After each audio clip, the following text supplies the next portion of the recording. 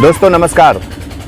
जैसा कि हमने वादा किया था, अनसेंसर्ड के नए एपिसोड में आपके साथ हाजिर हैं और आज बात पिछले एपिसोड के अगले कड़ी की, अमरोहा हत्याकांड की, जिसमें शबनम अली ने अपने आशिक सलीम से शादी के खातिर अपने ही परिवार के 7 लोगों की गला काटकर हत्या कर दी थी।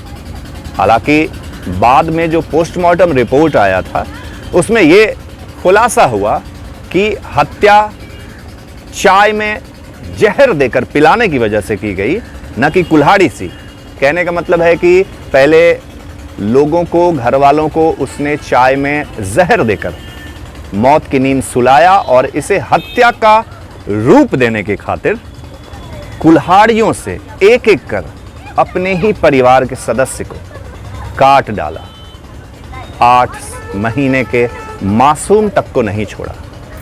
दोस्तों, इस घटना ने पूरे देश में लोगों को यह सोचने पर मजबूर कर दिया कि किसी व्यक्ति की परवरिश ऐसी भी हो सकती है क्या कि वो अपने ही उस परिवार का खात्मा कर दे, जिसे पाल पोष कर बड़ा किया, जिसने उसे जिंदगी दी, एक नया आयाम दिया, उसने ही अपने परिवार के तमाम सदस्यों की गला काटकर हत्या कर दी।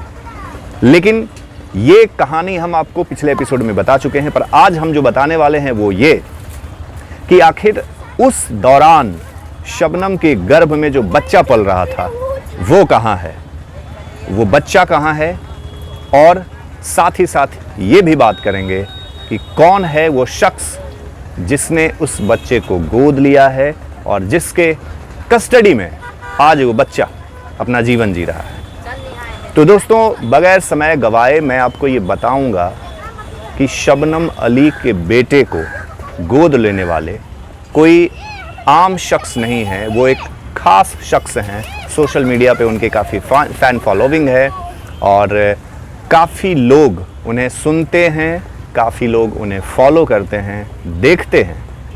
उनका नाम है उस्मान सैफ़ी। वो एक पेशे से पत्रकार रह चुके हैं, यूट्यूबर हैं और यूट्यूब चैनल चलाते हैं उस्मान सैफ़ी सफ़र के नाम से। यही वो शख्स हैं जिसने शबनम अली के बेटे को गोद लिया है। लेकिन ये इतना आसान नहीं था। ये रास्ता, मैंने कहा कि बिल्कुल भी आसान नहीं था।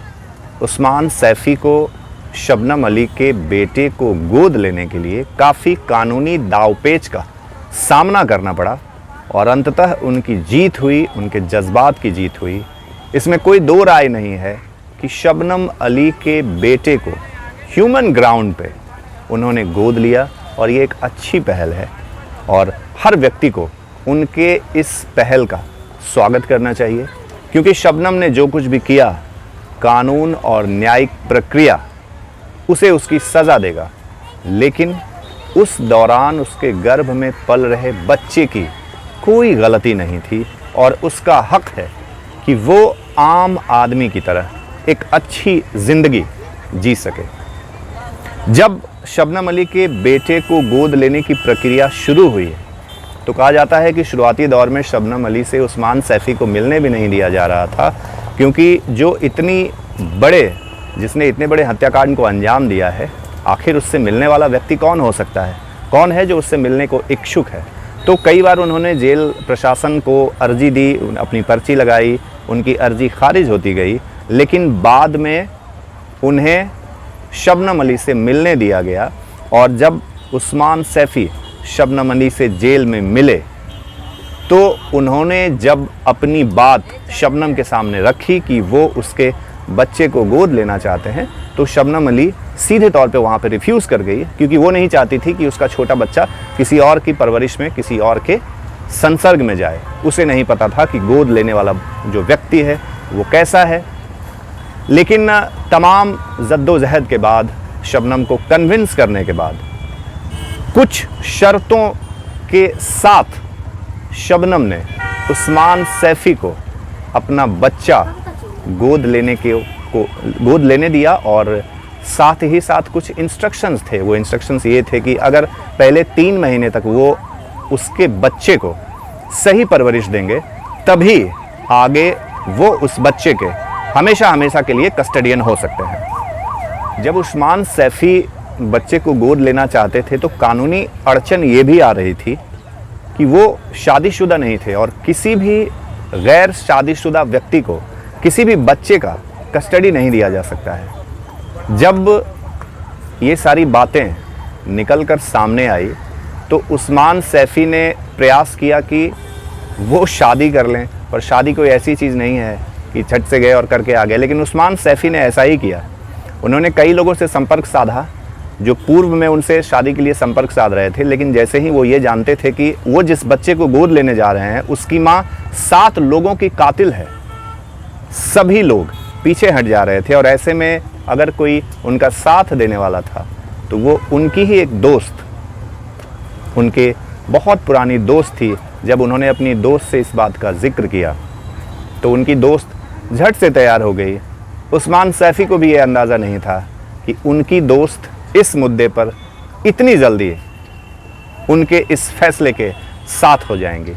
खैर, अंततः उन दोनों ने इस बच्चे को गोद लेने के लिए शादी रचाई और तमाम कानूनी प्रक्रिया का पालन करने के बाद उस्मान सैफ़ी को शबनम अली के बच्चे को गोद लेने दिया गया और उन तीनों ने एक नई ज़िंदगी की शुरुआत की। शबनम आज भी जो उसे सज़ा दी गई है, सज़ा की तामील होने की इंतज़ार में है। हालांकि वो सज़ा के इंतज़ार में नहीं है, शबनम और उसके बेटे ताज और अब जो लोग उसकी परवरिश कर रहे हैं उन सबों ने एक अपील कोर्ट से की है कि शबनम के फांसी की सज़ा को माफ़ कर दिया जाए। आज़ाद भारत में शायद पहली बार ऐसा होने वाला है कि शबनम को फांसी हो जाए। इसके पहले शायद पूर्व में 1955 में कोई एक केस ऐसा आया था, एक वाक़या ऐसा आया था जिसमें किसी महिला को फांसी दी गई थी। ये ऐसा मीडिया में इन चीज़ों की जानकारी है उपलब्ध।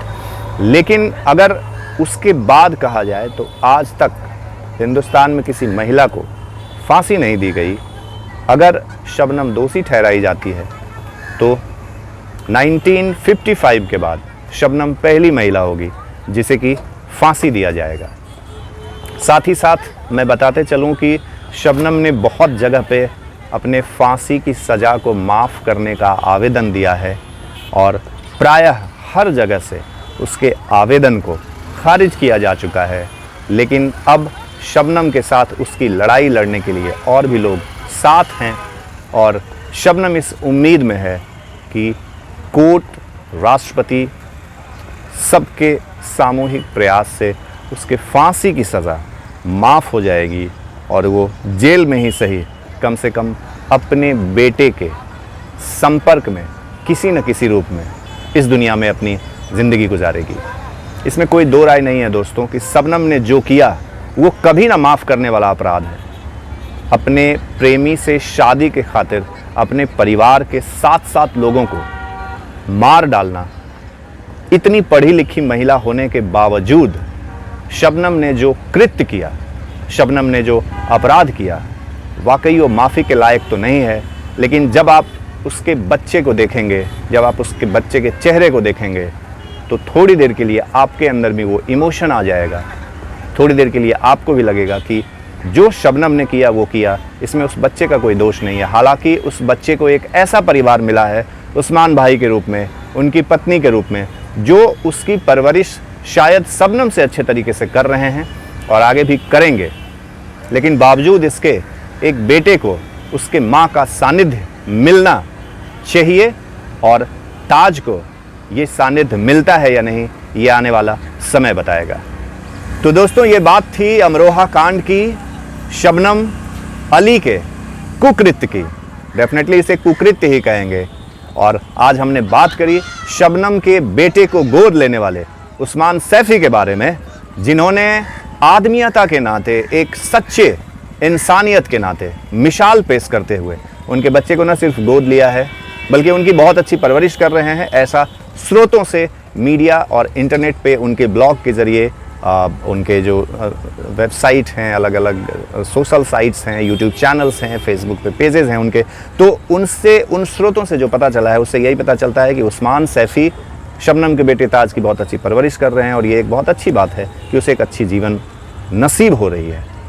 जल्द ही मिलेंगे अगले एपिसोड में किसी नई घटना, किसी नई प्रकरण के साथ। तब तक के लिए बहुत बहुत धन्यवाद। हमारे चैनल को यूं ही सपोर्ट करते रहिए, अपना प्यार दुलार आशीर्वाद देते रहिए, सब्सक्राइब करना मत भूलिए और वीडियो पसंद आए तो शेयर ज़रूर कीजिएगा।